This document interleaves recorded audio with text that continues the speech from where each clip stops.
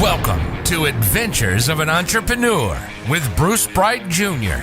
Join the journey to become a successful entrepreneur with someone who's learning from experts and diving deep into the decision-making within his own business. Welcome to Adventures of an Entrepreneur. Today I'm talking with Angel Ribo. He is a CEO consultant. He goes by the CEO Confidant. He coaches CEOs all over the world, has a global brand, also has a deep mission and passion for helping underprivileged kids in Latin America. And we talk in depth about his nonprofit down there and what he does for them. A great guy. I love talking to him, learned a lot. Let's dive into it. Angel Ribo.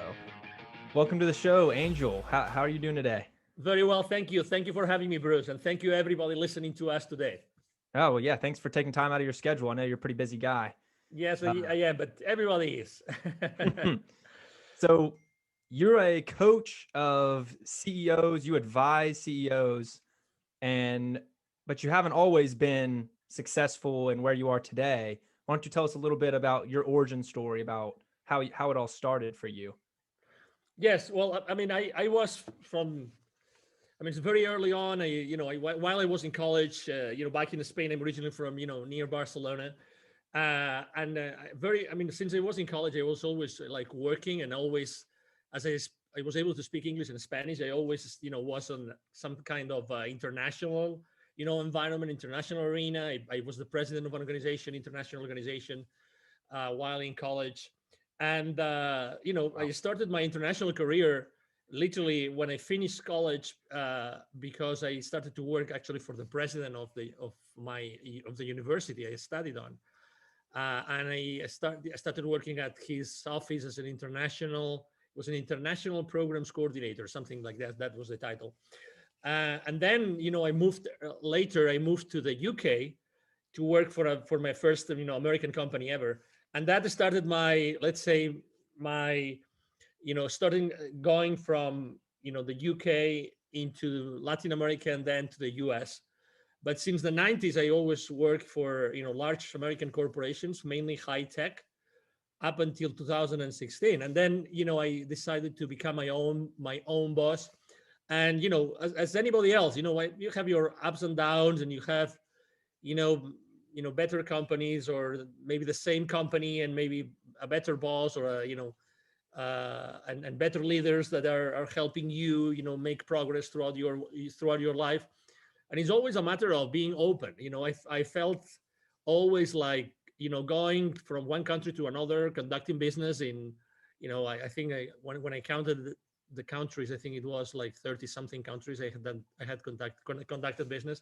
Wow. I always felt myself like, I was a citizen of the world, so it was normal for me to reach out to people, even if I didn't speak their language, or even if I didn't really was acquainted with their culture initially. But at the end of the day, I think that there are these commonalities that allow us as human beings to connect with others, regardless of where you are. It can be as challenging, for instance, right now I'm, originally from Europe and I live in Texas, but you are, you right now live in Alabama. So it can be as challenging for a Texan to get along well with someone in Alabama. But I know you're not originally from Alabama. So, you probably also had your challenges when you were younger, moving from one state to another. So what I'm trying to say is that most of our challenges come from uncertainty and maybe not knowing, and maybe being fearful of what can happen in the future.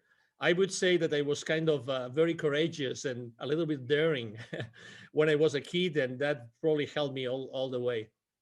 Yeah, definitely. I mean, that's a common feature with entrepreneurs. You got to be able to take some risk, and shows it paid off for you for sure. Absolutely. Yeah. Risk. Yeah. I think risk is relative. Risk is not bad. Risk is not bad. If we were just enjoying taking risks, the problem is that probably when we were kids, obviously our parents love us, so much that they want us to get into trouble, and they want us to survive, right? Yeah. And they try to do the best they can with us, right? But also, I think that the risk has very positive things behind it. The concept of risk. You yourself, I mean, you told me before the conversation that you were a a basketball player, you still play basketball. For instance, we have had in Spain, very good basketball players in the NBA, as you probably know. Yeah. And many of them, those guys really took a lot of risks because Europe was not known in the basketball arena before, but they took a lot of risks. And eventually they became really successful here, and then they went back to Spain, and they made the Spanish national team win many world champions and European champions. Again, I think risk is fun. Risk is fun. We should probably live more in the present moment, as opposed to thinking, oh, what might happen in the future if we did that. Just trust the process. Trust the process. It makes it more exciting too. If there's no exactly. risk, it wouldn't be worth it. Yeah, but you have to live it. People live obviously, not everybody takes risk positively, and and there's fear. And as you know, you interview a lot of entrepreneurs. There's a lot of entrepreneurs right now that they are in fear because of the uncertainty, because of the confusion, because of the frustration, right? Mm-hmm. I post on LinkedIn every single day, and I've been posting, for the last probably 12 months, I've been posting a lot about building bridges, like try to reunite, try to get together. I know there's a lot of reasons why we could be separated, that we could be like we're either on one side of the political aisle or another, or a religious or side, aisle or another. Yeah. That's the easy thing. In reality, I think that we are all genuinely good, and we are here to do good. I like that. Yeah, there's a lot of division right now, especially if you're watching the news or social media. It just amplifies it. It seems like it's everywhere. But we as broadcasters, I think that it's one of our roles is to be the leaders, to decide what we want to share with the world. Do we want to share unity, or do we want to share, this separation, this polarization? And it's up to us. It's not that we, I don't think we have to take sides in a way in which we have to separate from each other. I think that the beauty of this world is that we can help each other. And, I'm sure that when you started your podcast, you really wanted to make a difference in this world. That's why you did it. You had many choices, right? You could do many things with your time and with your life. And you decided to be the amplifier, right? You decided to be the conduit of, the experience of other people, so that you can help your audience. Yeah. You had choices, and you took this route. So I think that we are in a position of responsibility. This interview is going to be watched and listened to in many platforms, right? Yep. And some people will resonate with the message. And I think that, it's our role to help as much as we can to make this world a better place. I love that. I think you're perfect. I think you're right. Let's talk about your business, a little bit about what you do. Can you explain? Yes. What you do and how you started it? Yes. So I started it in 2016. I started my own consulting firm. So basically, as you very well said, my brand is the CEO Confidant. And the reason why it's called like this, it's because when I started my own business, actually, I didn't call myself the CEO Confidant right away. I just started to, analyze and think about what I had done in my life. How many companies I had helped, what kind of people had interactions inside those companies, where those companies were. And I realized that I had done a lot of work with a lot of corporations, mainly talking to the high level executives in those corporations. And that's why what I do today, as the CEO Confidant, what we do, because we are a team, what we do is we help both corporate CEOs and established entrepreneurs to bridge the gap globally for expansion and exposure. We strongly believe that going global, going international is a great way to accelerate the growth of your business. That's what I think, and that's what we do. I mean, it makes sense. The broader your audience, the more money you can make. Yeah, there's obviously you have to make you have to do your homework, right? But sometimes there's two things. There's two blind spots I think I would like to share with you and with your audience. Number one, sure. What you just said is so true. But sometimes we think that just being on the internet, and maybe we think that just being in the internet, everybody in the world is going to see us. And that's not true. Culturally speaking, it's not the same. Even if you're trying to speak to to a British, or you're trying to speak to an Australian, it's the same language, or a South African, it's the same language, but there's certain things that you should know, you should be aware of before you talk to them. That's something I strongly believe. And second, it's true that the broader your audience, but also you have to customize, you have to localize your offer. Whatever it is that you offer, you have to make it, you have to adapt it to the new, let's say, requirements, needs, or even constraints of the users, or of the potential clients in the area where you want to expand. So it has to be done wisely. So you have to know exactly how to do it and what are your priorities. But yes, I think that we have been shown, regardless of the pain and the fear that a lot of people are going through right now, they have been going through for the last year.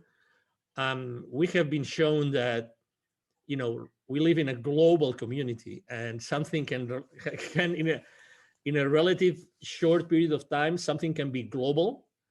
Yeah. and can actually spread to the 7.5 billion people in the world, right? Like this, with the snap of been shown this year. Exactly, with the snap of a finger. So that means that we live in a global environment, and we can definitely help each other. And there's many opportunities out there. We just have to focus on achieving, certain results, and just make sure that you do the right things. Yeah. So what you're saying is you want to have a broad audience, but within those smaller audiences, you have to personalize it for that region and that culture is what you mean. Is that what you're saying? Yeah. So it's like, again, when we start our business, we want to make sure that we have some audience, right? We have some potential clients out there, but sometimes we're trying to go so broad that we forget the most important thing. You don't want to have any kind of client. You don't want to serve any kind of people, right? You want to serve everybody. You want to serve every, potential male or female out there that could benefit from what you do, right? So I think that the more you specify and the more you talk to a specific audience that you feel comfortable serving, the better job you do. So imagine that you want to expand your business. Imagine that you're proficient in Spanish, or you have someone on your team that can help you localize your practice, whatever that is, your services. So if you want to go out there, I think that you will want to be speaking to that audience the way that you want them to listen to you. Okay, it's not just going broad and talk to everybody. Let's say you want to go, to Colombia, right, in South America. So you want to speak specifically to the people in Colombia that you want to serve. You don't want to serve everybody. You want to serve certain people that have certain requirements or certain needs or certain wants, right?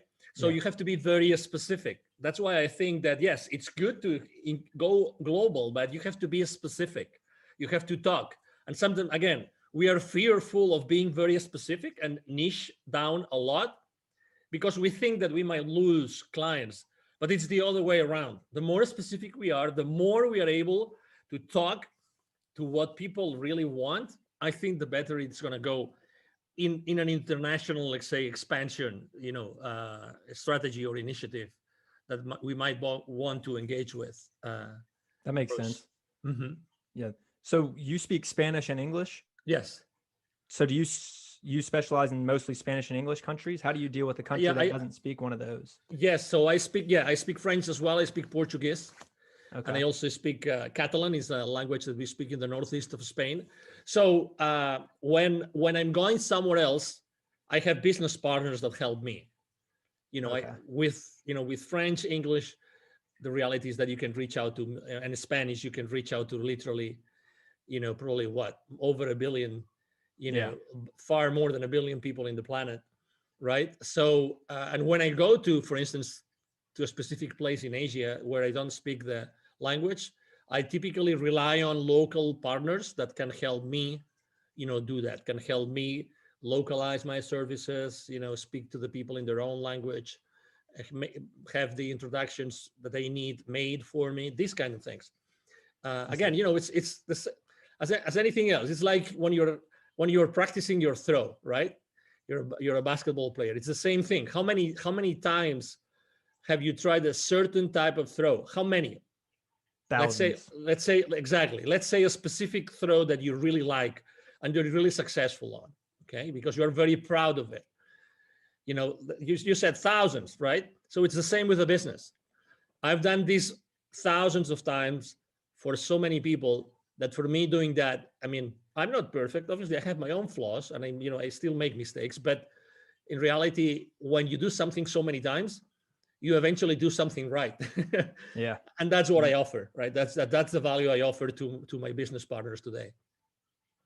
I get that. And so when you were working for these companies and you were helping them, when did it click when you were like, I think I can make money for myself and make a little bit better living for myself? What changed? Because I'm sure you were making good money helping these companies.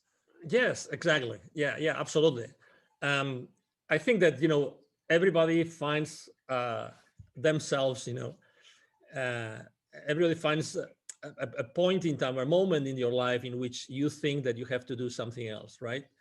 um, I think that it's very important for all of us, young or old, whatever, it doesn't matter where we are, to be open and to be listening, to be listening to what's going on in your world, in your friend, with your friends, with your family, with your relatives. I think that you have to be open to listen. And sometimes you have to make decisions like, I want to spend more time with my family. I want to spend more time with things that are really going to change the world. And I was exposed for so long. I was working in Latin America and I was seeing so much poverty all over the place that at some point I said, I have to do something in my life, which is going to be, you know, basically giving back to all those communities that I was doing business in. And I think that I have to be the connection between all those executives I helped in that continent in Latin America and all the people that I saw that were suffering, were in poverty and were in pain. And I think that was the trigger, the need to give back, the need to go back to the world, in this case Latin America. And as you know, you've seen on my resume or on my bio that I created, or we created together with two other executives, we created Wisdom for Kids, the foundation that we help underprivileged kids in Latin America become entrepreneurs using the local resources. So I had helped so many entrepreneurs, and I had also helped so many companies that we decided, all three, we're three co-founders, we decided to start Wisdom for Kids and to start giving back. I would say that was one of the reasons. So you just found a deeper purpose. You said, I have to do something Yes, that gives me more freedom, allow me to give back. Yes, exactly. And again, it doesn't mean that I didn't take risks. Obviously, we all take risks, probably more risks all the time. Exactly. But it's okay. It's like sometimes we are too constrained ourselves by the fact that we want to fit in. We are looking for social approval, right? And we have to measure our words to the point. I mean, we are too resistant to what's going on around us. We are always analyzing, why did he or she say that? What's the reason behind it? I mean, is it possible that someone doesn't really have an agenda and that person is just who they are and they just say whatever they feel? And, I think that things are already too complicated to overcomplicate them more and overthink stuff. I think, honestly, regardless of where everybody is right now, I think that we all have a good heart. We all want to help each other. And and even if we burned some bridges last year, because it was a tough year for everybody, we always can rebuild those bridges, and we always can do a better job as a community. And I really think that, again, as I said before, your role as a broadcaster right now, it's really, really important.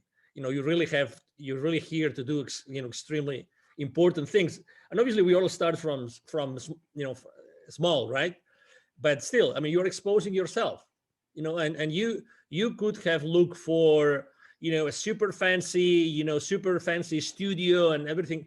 I mean, I see that. I mean, I see where you are. I picture myself where you are right now, and I feel so much identified with yourself, that again, you're being yourself. You're fearless, and as you are exposing yourself, and that's sometimes it can be weird, and you can you can be uncomfortable with what you're doing, and but it takes. I remember the first time I shot a video with myself of myself, the first time ever on Facebook that they went live. I mean, I was under so much pressure. I mean, I wasn't interviewing anybody. It was just myself talking about myself and about my life. And I was under so much pressure that as soon as I hit, stop broadcasting, stop on Facebook, I remember crying like a baby just because the pressure was so high. It was so, and I had been in front of literally over 1,000 people on a board, on a ballroom. I have spoken publicly for many, many, many years, but still, we are human beings, and we have to acknowledge our limiting beliefs and our fears. That's who we are. Yeah, I kind of pieced this together. I'm in my closet right now. I kind of turned it into a studio. Cool. I built a desk in here. That's what my computer's on. My sister painted this banner. So I'm just kind of. How old is your sister? Huh? How old is your sister? She's 19, about to turn 20. Yeah. Awesome. So she's in college too, but yeah, I asked her to paint me something and she knocked it out. You see how simple it is? I mean, you're a great example, Bruce. You're a great, great, great example of what we should all be doing. And my favorite mantra when I speak with and work with, both corporate executives and with entrepreneurs is take imperfect action now. Take imperfect action now. I like that. So, yeah. So, I mean, I love it that you involved your sister. I love it that you're doing it in the closet. So, you have your own space, like your private space, right? And you also have, there's a jersey on the wall. So it means that you like sports, right? Yeah. And people that know more about NFL than myself, they will identify, or football, will identify that jersey better. I'm coming more from a soccer kind of life, being originally from near Barcelona. But yeah, again, what does it take to start your own broadcasting station, right? So not much, just wanting to do it. Yeah, not a ton. It's just more time, really, more effort than anything. Exactly. Want to do it. Exactly. So you're a great example. So I really congratulate you, Bruce, for what you're doing. Well, thank you. I like what you were saying about everyone is generally good, because that's a positive outlook. I think it shows something about your mindset. I like talking about entrepreneurs' mindsets and kind of how they think. And most of the entrepreneurs I've met all have very positive mindsets. They're always seeing opportunities in things. And the fact that you said most people are generally good, it's kind of a glass half full perspective, which I think is really cool. Have you always been a positive kind of guy? I think looking for opportunities? Yeah, I think that everybody is genuinely good. Everybody, honestly.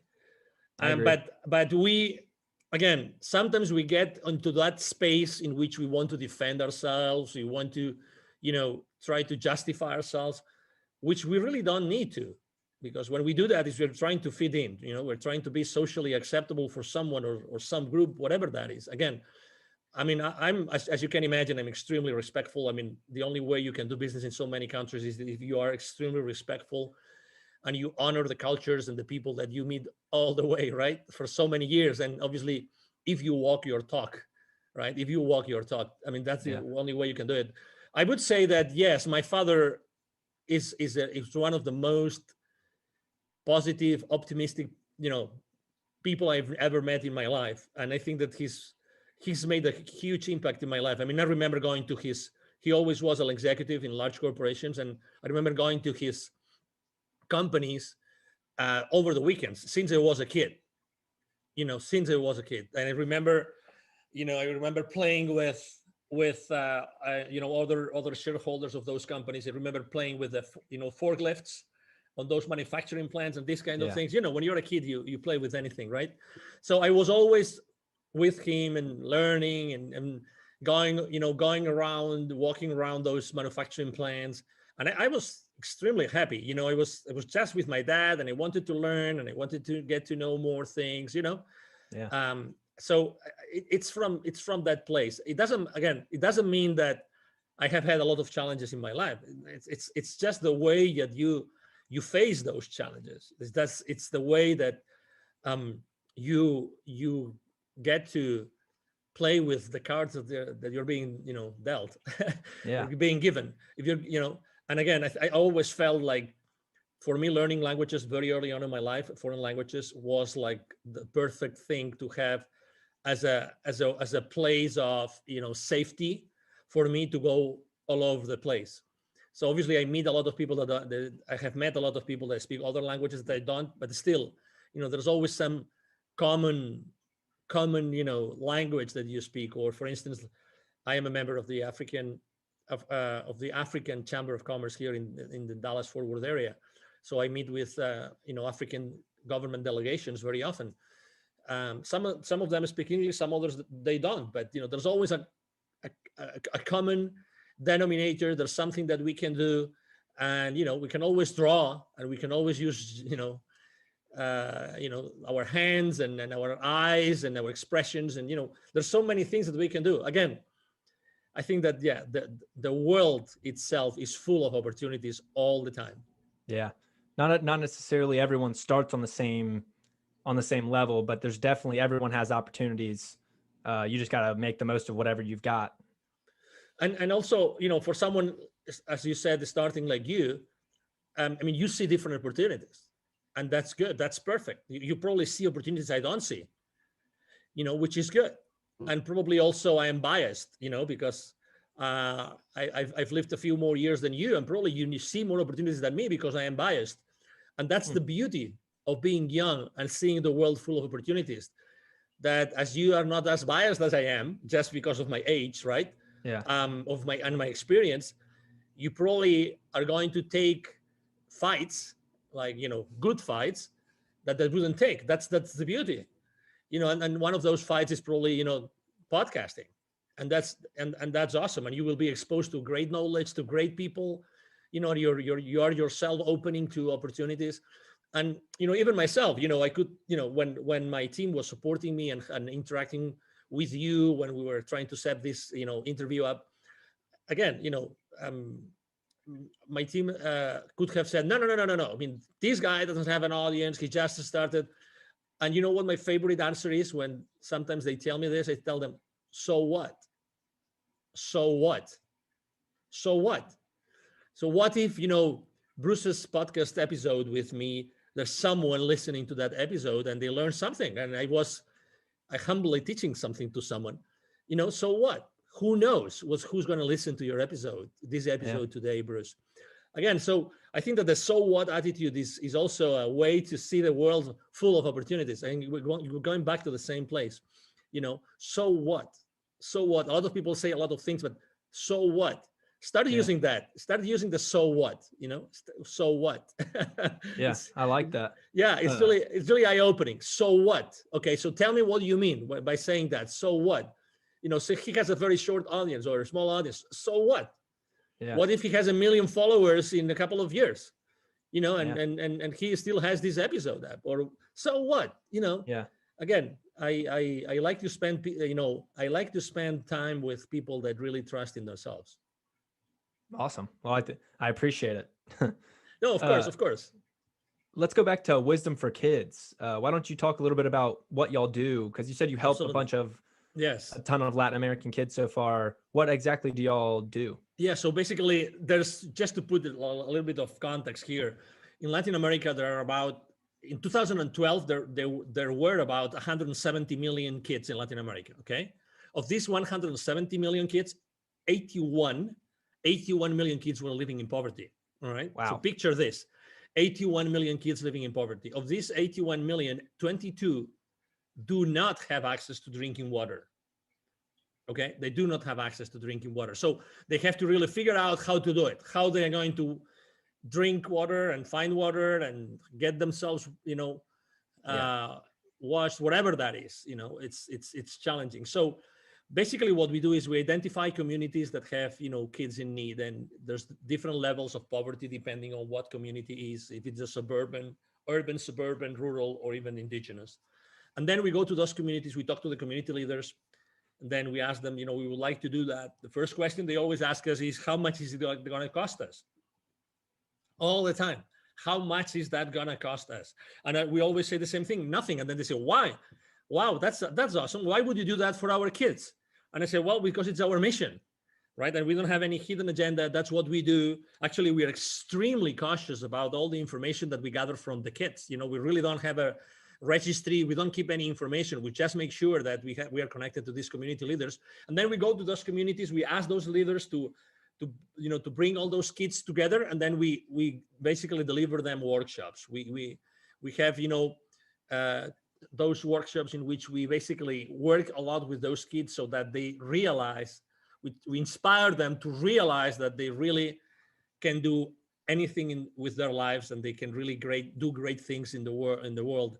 We believe that every human being has an unlimited potential, and the kids, obviously, they have much more potential than us because they still haven't been biased by adults and education and the rest of things that in society that try to kind of cookie cut us. And probably you understand what I mean.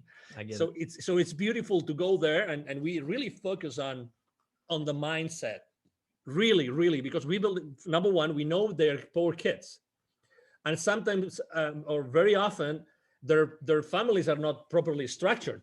Okay, so maybe they don't have parents, or they only have one parent, or maybe they have tutors, or they have relatives taking care of them. So we work a lot on self-esteem, a lot, and we do very uncomfortable and not uncomfortable and unconventional things with them.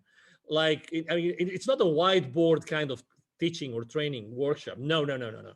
It's experiential. Okay, so we dance, we jump, we sing, we play, and we have a lot of interaction. So it's 2 hours, like we are fully onto the experience. We as volunteers of Wisdom for Kids, and we even do we have a meditation, a 20-minute meditation, full of very powerful affirmations, right? So the outcome of those workshops is typically that those kids say, wow, they didn't know that was possible. They didn't know that they really deserved everything that they do, because again, we do a lot of work on their mind because when you really are able to connect yourself as the volunteers of Wisdom for Kids with those kids at we call it at a certain energy level, because the kids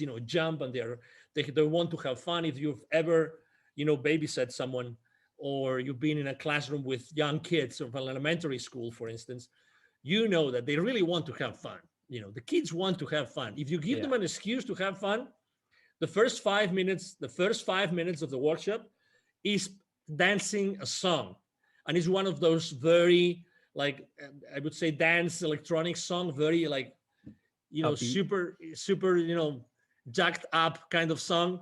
The kids love it. I mean, they don't know me of anything. I love to start the workshops myself. They don't know me of anything, but as soon as I start jumping and doing silly stuff before them, in the front of whatever the auditorium is, or the class is, or the room is, they start jumping with me. They just want to have fun.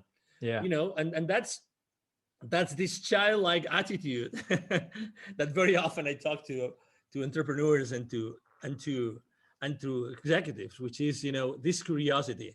And it's wonderful to be able to work with kids, because they have this intact curiosity to embrace what you're telling them, and we ask them, what do you want to be when you grow up? What would you like to do? And sometimes they say, I would like to be a police officer. I would like to be, part of the army, whatever that is. And we help them understand that whatever they want to be is going to be okay.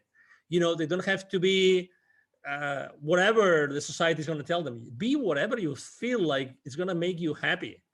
We need to be more happy. We need to be, and we want to teach that to them. And we make sure that they keep on like doing the same things that we do during the workshop, and we give them a booklet, literally. And we obviously, all the community leaders know where to find us. And and we know that we really make a difference every time that we go to one of those communities. Wow, that's awesome. I was gonna call it education, but it sounds more like an inspirational kind of experience It is. rather It is. than rather It than is. just education. Exactly. It's been studied. Training is training, and you learn stuff or you remember stuff. It's like let me make a comparison here. It's like I think that our lives are very often like there's milestones in our lives which are related to specific songs, right? So I Mhm. think that there's certain titles or tunes that when you hear them again, immediately you go back in time and you remember certain things that happened when you were listening to that song. Yeah. That happens to me all the time. I mean, I love music, I love dancing, and it happens to me all the time. So that's why I think that those kids, well, I don't think, I'm sure, because obviously we go back to those communities and we talk to the community leaders and to the volunteers. They remember us. They remember us. They see us when we go back to the community and then remember that they had a blast with us, because they will never forget that experience. They never had that experience before. I mean, we spent, Bruce, so that, we spent 2 years and 2 PhD students working on this workshop. I mean, 2 PhD students in the educational arena, right? So there was one of our founders is a professor. He's a former professor of actually 2 different colleges in Mexico, and he taught thousands of teachers. So right now there's thousands of teachers in Latin America that were educated by this gentleman. Yeah. So, and he has like 70 plus textbooks right now being used. So Wow. we really took it seriously. We really wanted to make a powerful workshop that would change the lives of those kids, during and after our delivery of the workshop itself or themselves. Yeah. And where do y'all get these volunteers? Are these local they can go volunteers, to, or do you bring them from America? Actually, they can. I mean, we receive requests, all the time. If you go to wisdomforkids.today, there's a place where you can actually sign up as a volunteer. Wisdomforkids.today, and that's where we get our volunteers. Obviously, also the word of mouth. When we go to communities, people want to engage, people want to be with us, and people want to be able to be part of this and follow up with the families afterwards. I mean, that's why I said what I said before. I mean, I think that people are genuinely good and they really want to make a difference. Yeah. Oh, just had a question. I forgot. Well, That's okay.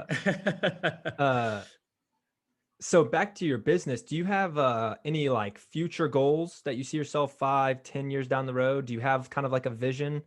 I know a lot of people have long-term visions. Yes. So I consider myself a connector of the unconnected. I think that there's a lot of people that need connection. I think that just last year, just the last 12 months, Bruce, there's been literally millions of people that have lost connection at some point, at some level. Connection with others, connection with institutions, connection with the rest of the world, with the rest of the community. So I consider myself someone who really wants to help people connect, okay, to help people connect. And that's why I said, I was so blessed to be able to work with, so many high-level executives throughout my life, that I think that my mission is to connect as many people as possible and make them aware of what's happening at the bottom of the world, at the bottom of this society, which is the underprivileged kids. And we have a huge responsibility, I think, as human beings, to make sure that we really take care of the ownership of these kids, the children of the future. I think, the children of today, which is going to be the future of our world, right? So I think that we have to be there. I think that, so that's my goal. My goal is to be able to help as many thousands or hundreds of thousands of kids in Latin America as much as possible, but also making sure that we connect these people with, these very high level executives with these people that are suffering today, the people that live in poverty. And that's my goal, to keep on being a connector, to keep on being extremely present in the corporate world, but making sure that my message transpires, the message of supporting the ones that need it the most. Okay.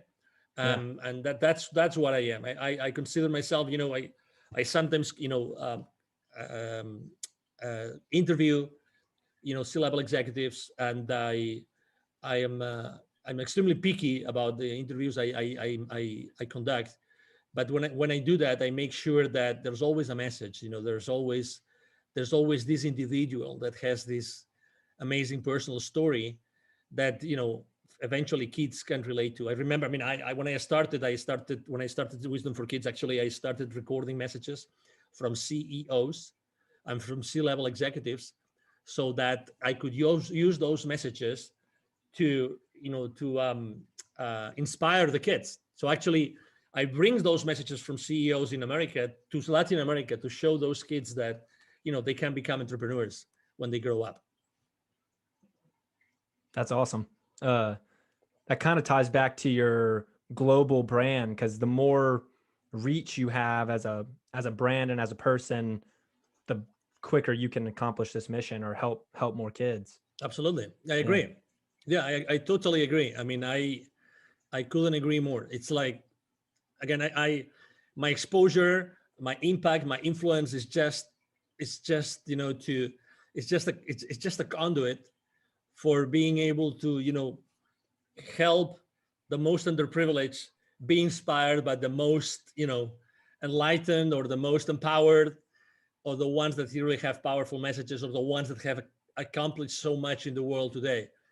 That's why, again, my presence in the corporate world is so strong, because I want to nurture all those relationships so that we can all together reach out to the most underprivileged, but together. Yeah, I love that. I like talking to people with a deeper purpose, and that you clearly have a really admirable one. Thank you. I also ask this. I usually ask all the people I interview this because it's interesting to me. Do you have a morning or night routine that you kind of stick to? Because I've found that most entrepreneurs they're like really rigid in their morning routine. They wake up and they do the same thing, kind of. Do you have one of those, or? Well, I have affirmations. I have to say, I used to. So depending on the, I mean, number one, I really don't want to be hard on myself. Okay, so everything I do is fine, and I am very compassionate with myself, because otherwise, there's so many things going on in my life, and I have kids, and I have to take care of the kids and the family and the business and my clients and my team and everything, right? So that's the first thing I would like to say. So I mean, there's things I do, and I do consistently, and there's other things that I do from time to time. So, for instance, I have my favorite affirmations. I have my favorite YouTube channels that I follow. That I have my favorite videos that I play in the morning.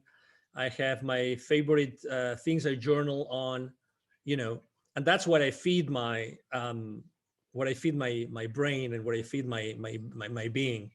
Yeah. I meditate every single morning, and I have a meditation group that I meditate every single morning. I've been meditating with them for the last 1,100 something days, literally. Wow. Every single morning. We are a group of 9 people from many different places, and we follow a practice which is called the intention experiment, which was intention experiment, which is actually inspired by a book called the same way, in the intention experiment, by Lynn McTaggart. Which every week we intend for something different, and it's actually one of the anchors of my day. You were asking for this, so yeah. I think that it's really nice to start the day in a place where you are actually giving yourself, for others, and intending for something. We intend for something good every single week, and it's a nice way to start the day. Awesome. Yeah, I asked that because I usually try to pick up a few and try them. So I've been taking cold showers every day, and that's terrible, but I've been doing it for like a week now. I wake up at 6 a.m. every day now for like the past month or month and a half. I don't journal. Journaling is the one I just can't get myself to do. I don't know how to do it. I'm not good at it. But meditation is something I've tried. It's hard.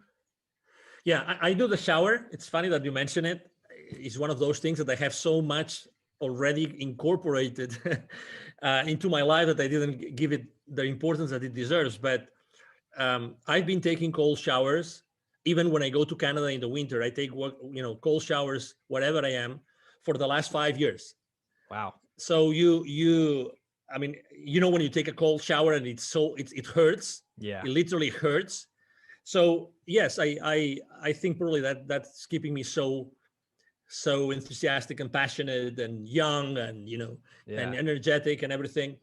So yeah, I mean, just I think if you're not still getting into journaling, that's fine. It's okay. Just keep your journal next to maybe your side table, in your bedroom. That's it. And one day you will start using it, and until it becomes a habit. But again, don't be so hard on yourself. You have to be happy, because the thing about getting hard on yourself, until you don't really like do it every single day, you typically become like very hard. You and then you are remorseful. Oh, today I didn't do that. Oh, today I didn't do that. Today I didn't do that. So I tend to be so flexible all the time, because I've learned to be flexible everywhere I go. I have to be flexible. I have to adapt to people. So other things that work for me, yes, let's do it. If things maybe I'm not used to, it's okay. Yeah.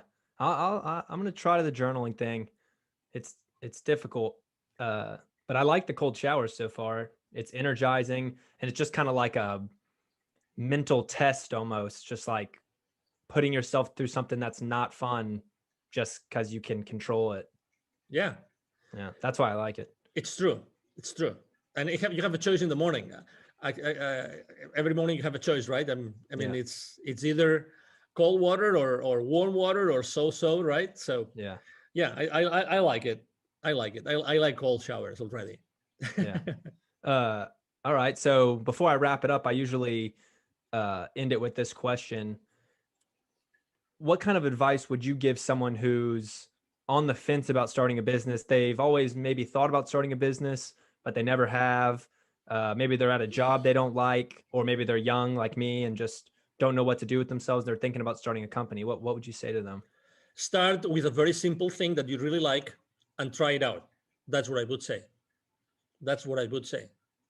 I mean, how many, I don't know, just to ask you, when did you start your podcast, Bruce? My podcast, December of last year. Okay. So how many people have you interviewed already? 10 maybe. Okay, 10. Good. Well, so those are 10 potential friends, 10 potential business partners, 10 potential clients, 10 potential, you name it, and that's it. Again, just pick something that you like and do it. I mean, that's why I always say, take imperfect action now. It's much easier than what you think. Reach out to people and see what they say about what you have to offer. That's it. Obviously it takes something, right? It takes courage to do certain things, but just do one thing.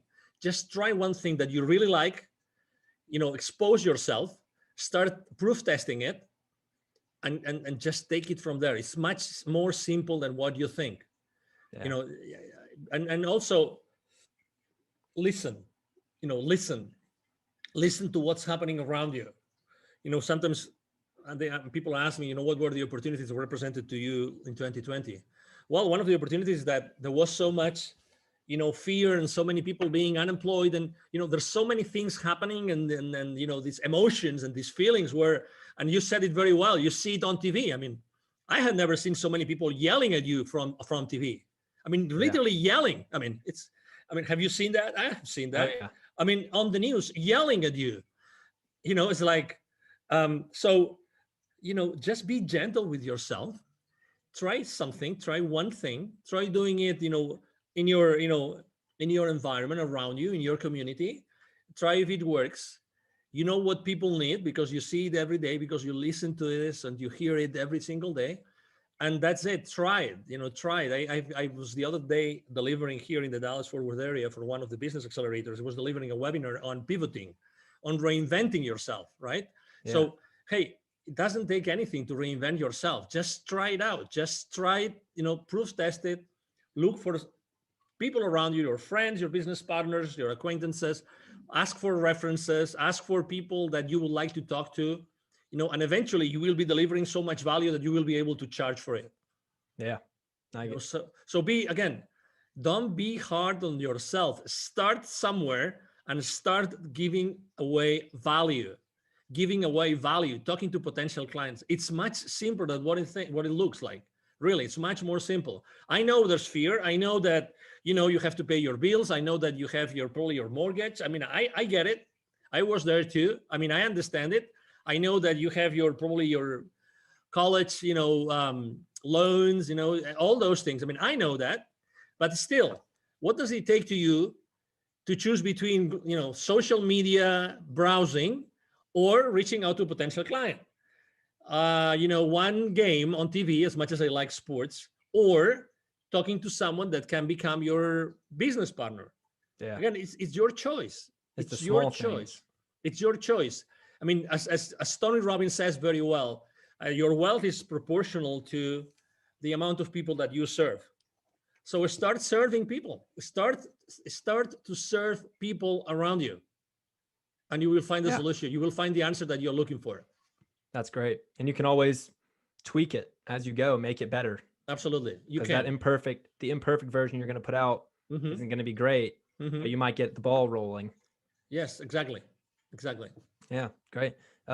Is there anything I haven't brought up that you want to talk about that you're excited about? Oh, no. Maybe just to give your audience my contact details in case they wanted to reach out to me. Again, my name is Angel Ribo. Ribo spelled as in R-I-B as in boy, O.